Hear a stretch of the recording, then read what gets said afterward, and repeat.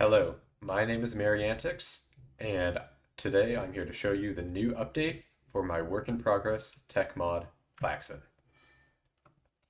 I have been putting off this video for a good bit, but I'm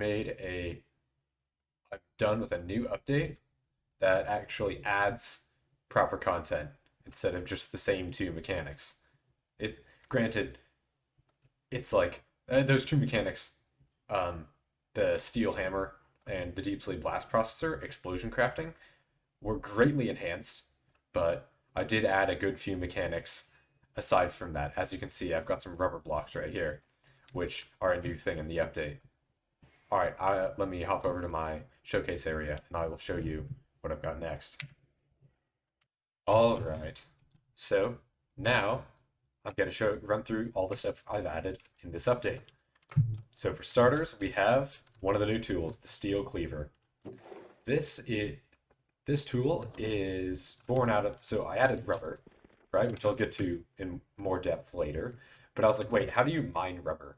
At the time, I wasn't really, well, I was racking my brain, so I was like, a cleaver sounds about right to mine rubber, right? So you can take a cleaver. I can't, I made that invulnerable for reasons you'll see later. But yeah, you can instantly break rubber with it, which is pretty cool. You can actually instantly break a lot of stuff with it, such as frog lights, which can't be insta-broken normally, and sculk stuff.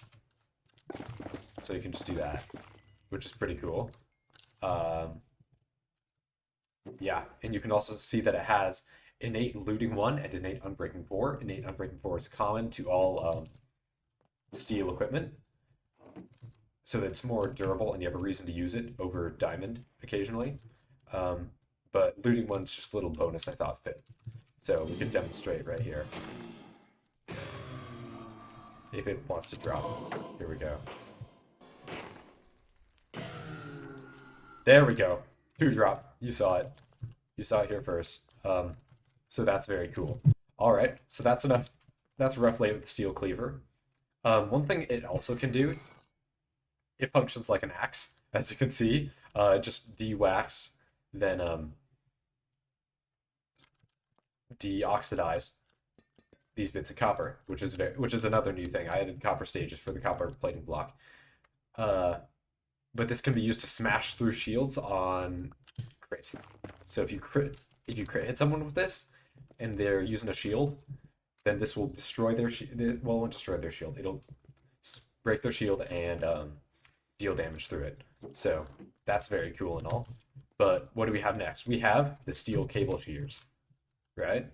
So these are like, okay, I want to do wire cutters, but I want to make it like original and cool. So this was my idea I had.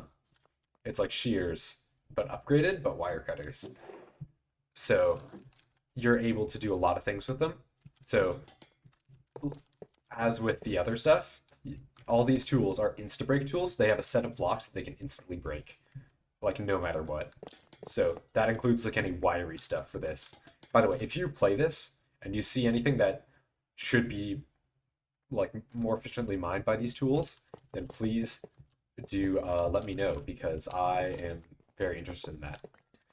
But that's not the only thing that these can do. These are actually crafting items. So you can take these and you can do that,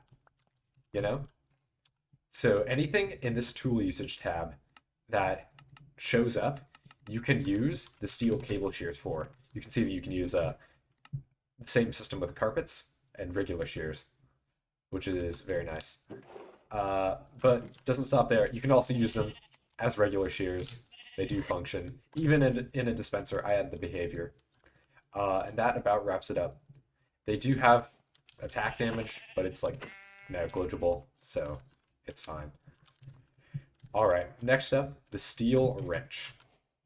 I figured, well, I need a wrench in KLAXON because every tech mod's gotta have a wrench. And then I went in and made it.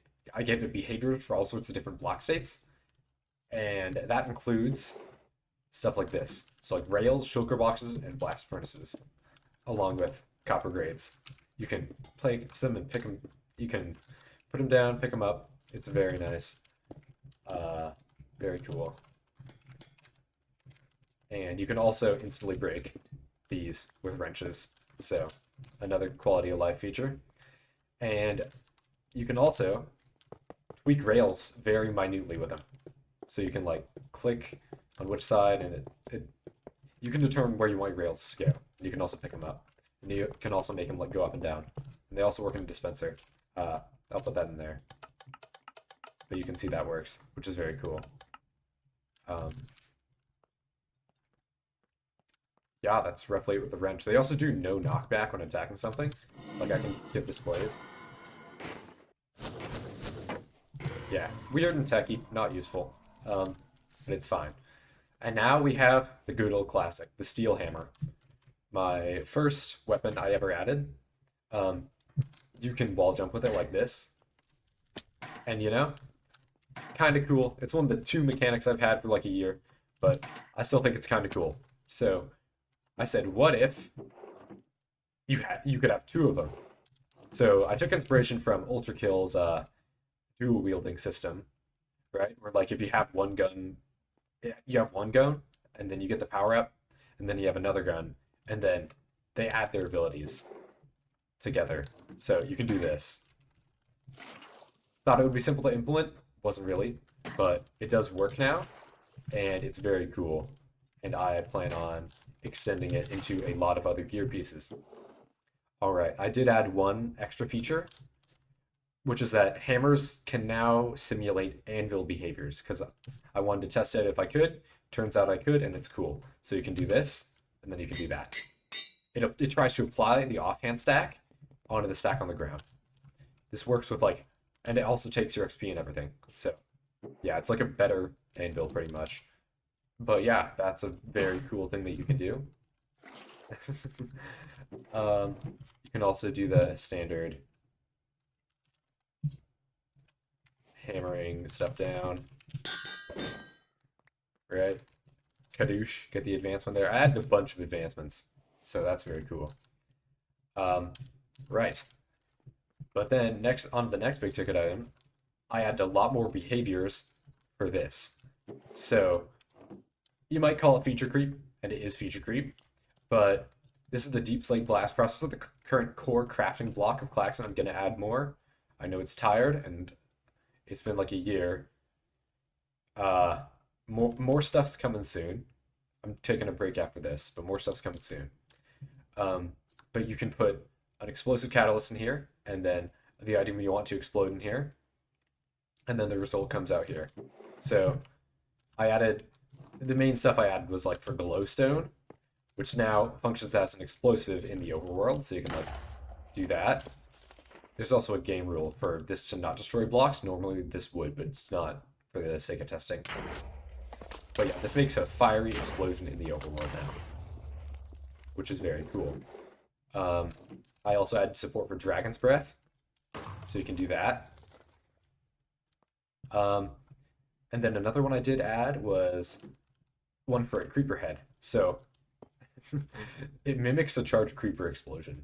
So you can do this, and then it drops the head, which I think is pretty funny. It's not useful because you only ever get the one head back from it, but it's also funny. And then I reworked how fireworks were calculated. So before they just counted the number of explosions, but now they calculate the value of like all the ingredients used to make the firework. So this is the minimum, and this is the maximum that you can get. Minimum is a 0.3 strength, and just makes a sad little puff. But then the maximum is 19.2 strength, and that detonates that whole thing. So you can get really minute with that, and I think that's very fun. Confusing, but kind of cool. And this also is quasi-connectivity, as you can see here, because I thought it'd be funny, and dispensers have it, which is how you make that. And then we've got Steel Armor, which has been reworked. It now, goodness. Now this has Entity Weight, which currently the only thing that does is it prevents you from wall jumping if you have over 1. There's going to be more stuff added to that system in the future, but right now it's fine.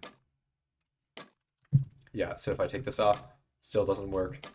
If I take that off, it barely works, as you can tell from the sound. Netherite also gives you half as much entity weight as steel armor.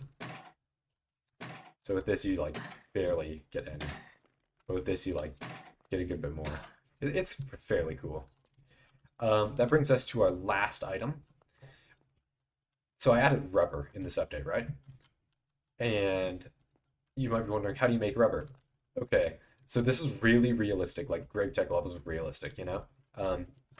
You can take a jungle log. So you've got rubber globs, so you can take jungle, acacia, or mangrove logs, because those seemed about right. And you can put them in here, and then you can use a valid catalyst that's bugged. I'll fix that. Oh my god. I'll fix that in a moment. Those numbers are bugged. And then you can take that, you can put that in there, and then you can do that, and you get a rubber glob, right? That's what the recipe originally does, but I added a thing where if your explosive catalyst produces fire, this will try to smelt in a blast furnace, whatever the output is. So that means if you do this and then this, then you'll actually get molten rubber globs, which I'll talk about in a second. So you can just smelt them here to get them, but that's slow. So we're just gonna do this. The entire concept behind this was like, oh yeah, you have to like melt it, and then you can work with it, and then you can cool it down, and then you can actually use it. So you have to melt it to get it into this state, and then you can take a hammer and then make it a molten rubber sheet. And then once you've got that, you can cool it down with anything that would extinguish fire. So this could be one of these, or I'm just going to toss that, one of those, or even a powdered snow bucket, you know? Like you could do that, and it would do that. It does a whole stack at a time, because it'd be jank and evil to not have it do that. But yeah, you can smelt it, and it's very cool, and everything. But let's just get one of these, and then one of those, and then one of those.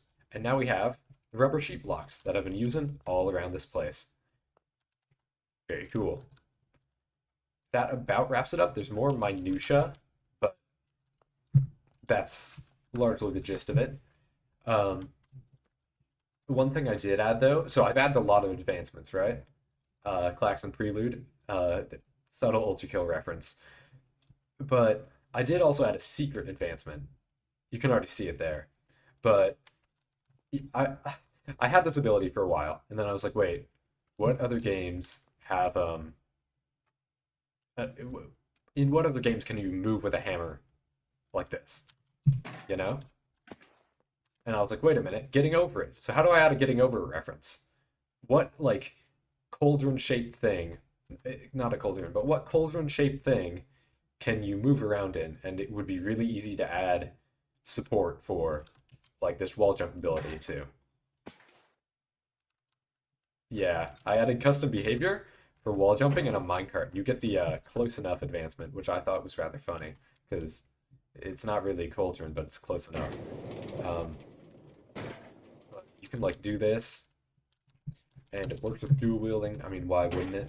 You know? So you can like just propel yourself around because that's very neat.